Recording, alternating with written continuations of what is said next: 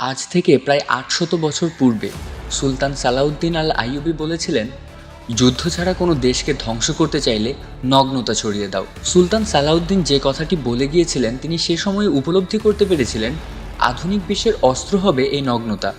আসলেই চিন্তা করে দেখুন, একটি দেশকে ধ্বংস করার জন্য সৈন্য, অস্ত্র, গোলাবারুদ এগুলো আর এখন জরুরি না। যুবকদের মধ্যে যদি অশ্লীলতা, নগ্নতা এগুলো ছড়িয়ে দেওয়া যায়, তাহলে তারা আর কখনো মাথা উঁচু করে দাঁড়াতেই পারবে না। বিকৃত চিন্তাধারার রুচিতে স্বাদের আস্বাদনের জন্য তারা নিজের দেশেই অরাজকতা শুরু করবে।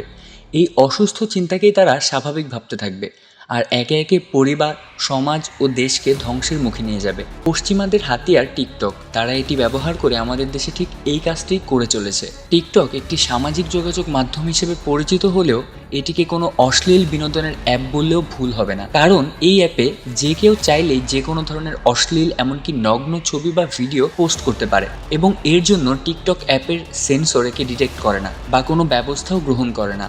নেই কোনো বয়সের বাধাও, এমনকি ব্যবহারকারীর গোপন তথ্যও চুরি করে থাকে। মার্কিন যুক্তরাষ্ট্রের ইউটা অঙ্গরাজ্যের অ্যাটর্নি শন রেয়েস দাবি করেন, এর অ্যালগোরিদম তরুণ তরুণীদেরকে ফাঁদে ফেলার জন্যই ডিজাইন করা হয়েছে। আমাদের দেশের প্রেক্ষাপটেই চিন্তা করুন, বর্তমান অবস্থাটা একবার ভেবে দেখুন। রাস্তাঘাট, শপিং মল কিংবা কোনো দর্শনীয় স্থানে ঘুরতে গিয়ে এমন দৃশ্য সহসাই দেখতে হয়। লেক, ফ্লাইওভার কিংবা ব্রিজগুলোতে রাস্তা আটকে এরকম নাচ গান, অ্যাক্টিংয়ের নামে লাফালাফি কিংবা মাটিতে গড়াগড়ি, এইসব দেখে যে কোনো সুস্থ স্বাভাবিক মানুষ বেশ বিড়ম্বনায় পড়বে। এখানেই শেষ না, দেশকে রিপ্রেজেন্ট করার নামে মাদক সেবন, দেশীয় অস্ত্রশস্ত্র নিয়ে মহড়া, ক্ষমতা জাহির করা ইত্যাদি এখন প্রতিদিনকার পত্রিকার হেডলাইন। টিকটক একটি সামাজিক ব্যাধিতে পরিণত হয়েছে। বিগত কয়েক বছর ধরে অপরাধ জগতের যতগুলো খবরই প্রকাশ্যে আসছে, বেশিরভাগ খবরেই টিকটক বা টিকটকার শব্দগুলো যুক্ত থাকছে। টিকটকের আড়ালে মাদক ব্যবসা, যশোরে আটক 2, খুন হওয়ার আগে কিশোর সনির তরবারি হাতে টিকটক ভিডিও,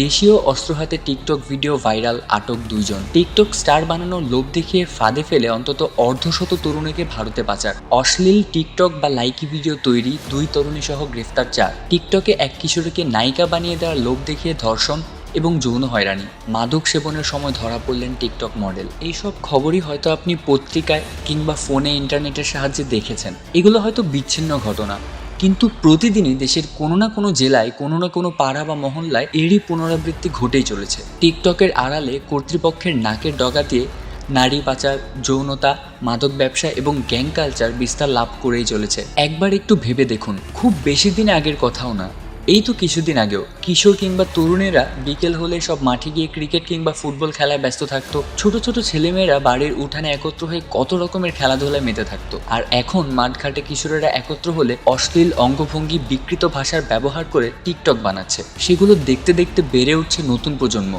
আর স্মার্টফোনের অ্যাক্সেস থাকায় খুব সহজেই তারাও এই ভার্চুয়াল জগতের মাঝে হারিয়ে যাচ্ছে।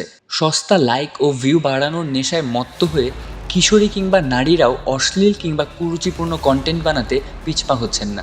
এখন প্রশ্ন হচ্ছে, টিকটক নাকি টিকটকার, দোষটা আসলে কার? কোনো একটা অন্যায় সংঘটিত হলে তার জন্য কেবলমাত্র যে অন্যায়টি করেছে সেই দায়ী। কিন্তু একবার চিন্তা করুন, যে প্ল্যাটফর্মের কারণে এই বিকৃত চিন্তাধারা নর্মালাইজড হয়ে যাচ্ছে, পরিকল্পিতভাবে এই অসুস্থতা নতুন প্রজন্মের মধ্যে ছড়িয়ে দেওয়া হচ্ছে, সেই প্ল্যাটফর্মটি, সেই হাতিয়ারটি কি দায়ী নয়? সেটা বন্ধ করলে কি এর থেকে কিছুটা হলেও পরিত্রাণ পাওয়া যেত না? অন্তত উদ্ভূত পরিস্থিতিতে কোনো বিকল্প ধারার সমাধান কি সামনে আসতো না? এত কিছুর পরও টিকটক, লাইকির মতো প্ল্যাটফর্মগুলো কেন এখনও এদেশে সচল? এর পিছনে কি রয়েছে কোনো দুরভিসন্ধি? এই ভিডিওর পার্ট 2 দেখতে চাইলে কমেন্ট করে আমাদের জানান।